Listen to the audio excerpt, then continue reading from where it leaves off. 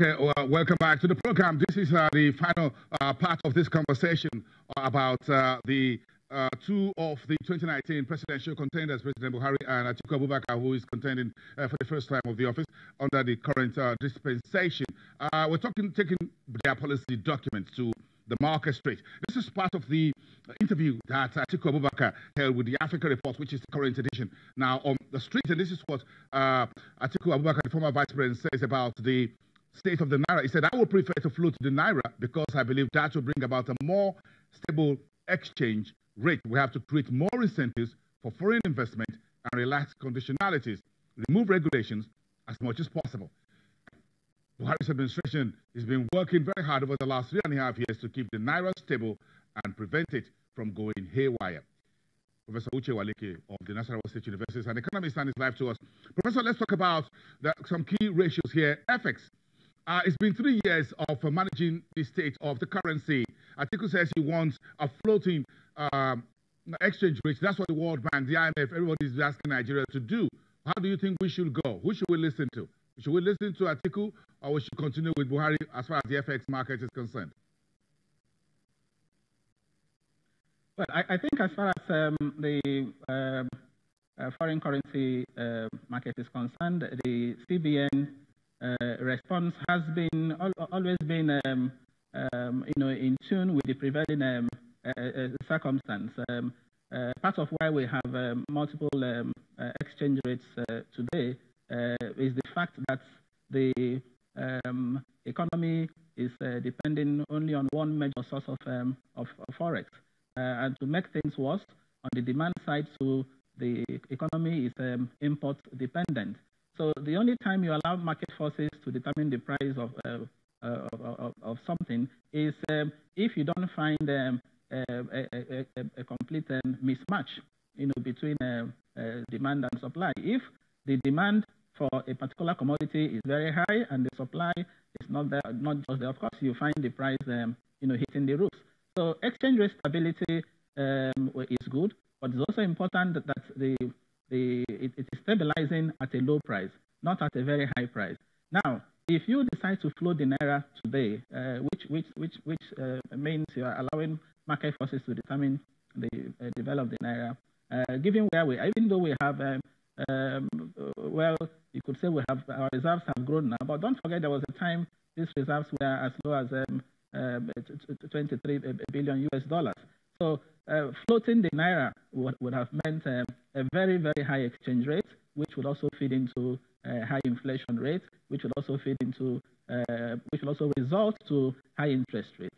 Interest rates in the country today are high, partly because inflation rate is high, and that's why we also fault the document. It's talking about financial system stability. It's talking about having low interest rate. Professor, very quickly, Professor, may I cut in here? Which document are you faulting? We want you to be very specific. Which document? Atiku Abubakar's document talk about financial system stability. The Atiku document that is talking about getting these rates, these prices at very low, the three of them at the same time, without taking into cognizance what we call the monetary policy trilemma. If we had diversified export base, then you could, like in developed countries, for example, UK, for example, with inflation rate at 2%, interest rates at single digits, can afford to have a stable exchange rate. It's ditto for the US. But for us in Nigeria, because our source of forex is just oil, major source of forex, accounting for over 90% of forex, you can't afford to say you're floating the Naira at this point in time. Until you have diversified your economy, until you have multiple streams of income, you can now say, okay, let market forces determine. But again, in reality, I don't know any country in the world today that completely floats her currency. You can correct me if I'm wrong. The recent case of Egypt floated this currency, and we saw the impact it had on inflation. And part of why Egypt did that was even because Egypt got a loan from the IMF. From the IMF. So what I'm saying is, it is not in the interest of the country of our economy today to do the flotation. Okay, great. Professor, if we take these two policy documents to the market street, you're an investment analyst, you're a chartered stockbroker, you're a professor of the capital market. Which of these two documents do you think the market will begin to take a second look at when it comes to wealth creation? Give me more money on my savings account. Give me more stocks, more options to deal with. Give me more bespoke project-based bonds. Which of these two documents do you think we can deal with now? There'll be more details on the campaign trail in the weeks a few weeks ahead before the elections until February. But where we are today, what do you take to the market? Which of these two can you take to the market? Well, that's a difficult one. But let me. I know it's a difficult question. Yes. It depends on how you say it. The two documents, as I said, are good, but there are missing links, missing pieces. They should go and work on. Evidently, that of the Buhari document is leveraging on the successes already recorded in implementing the ERGP. For example, in the area of ease of doing business, it says it intends to continue to work on the ease of doing business. We moved up from 165 to 145, even though we dropped again to 146. But it intends to continue to work on those, including, of course, the plans there, enforcing contract access to credit, ease of paying taxes. Professor Waneke, I'm sorry once again, I respectfully cut in. I'm talking about the market street. The market street. What does the market want? We want more liquidity. We want a more deepened financial markets. We don't have it at the moment. This is the 10th anniversary of the global market meltdown. We're yet to fully recover. So what does the market want from the next CEO? What would you want to have? Yes, the specifics that the article document has in terms of what is to be done to have the private sector as the engine of growth, to boost capital market growth. Those specifics are, for me, as a professor of capital markets, I find them very attractive, and I'm all for them, provided there is they will be implemented.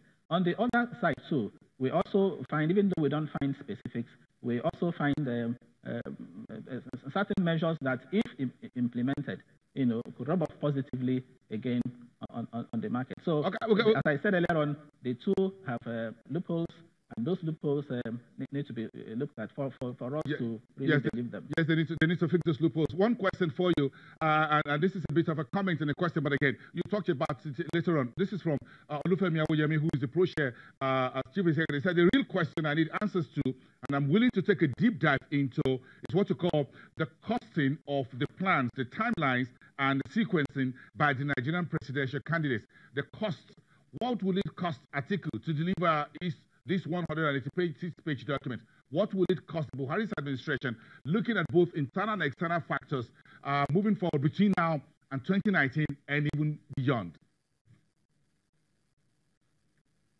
Yes, very, very important. The cost, where will the money come from? That was why I drew your attention to the fact that Atiku was talking about cutting taxes. You want to cut corporate tax is one of the major source of income tax, for the government, apart from the VAT, apart from custom duties. You want to cut corporate tax, and you make it the least in Africa. That's what it says in that document. And I've told you, the list is about that of Madagascar at 20%. Libya also has 20% corporate tax. But if you also look at Madagascar, Egypt, that is having 22.5%, the VAT in Egypt is 14%. Ghana has 25% corporate tax. The VAT there is 15%. So if you are cutting corporate tax, how do you intend to make up for the loss in revenue? Yes, you talked about privatization. You're going to sell for refineries. If you privatize, you don't privatize to use for recurrent spending, because if you sell something today, you're not going to sell it tomorrow, the next day. So the best way to get money for recurrent is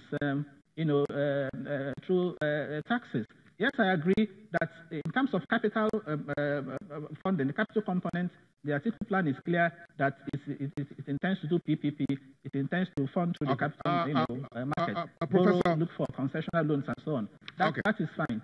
But in terms of timelines, as I said, very important, Watson. Yes. Timelines, none of them is telling us anything about timelines. It's not enough to say you are going to deliver by 2022. Before that time, we want to see what will happen after 1 year, after 2 years, after 3 years, so that we can be held accountable. So break it down. Break it down. That's what it means. Buhari documents. Yes, so they need to go back to the drawing board. You sending them to the drawing board. That's what a number of folks are saying. Let's send them back to the drawing board. Let them provide more timelines and clarity along those corridors. Thank you very much, Professor Uche Waleke. Of course, we're going to touch base with you before the elections, still taking some of these documents and others that will still be on the street before then. Professor Uche Waleke of the Capital Market at the National State University.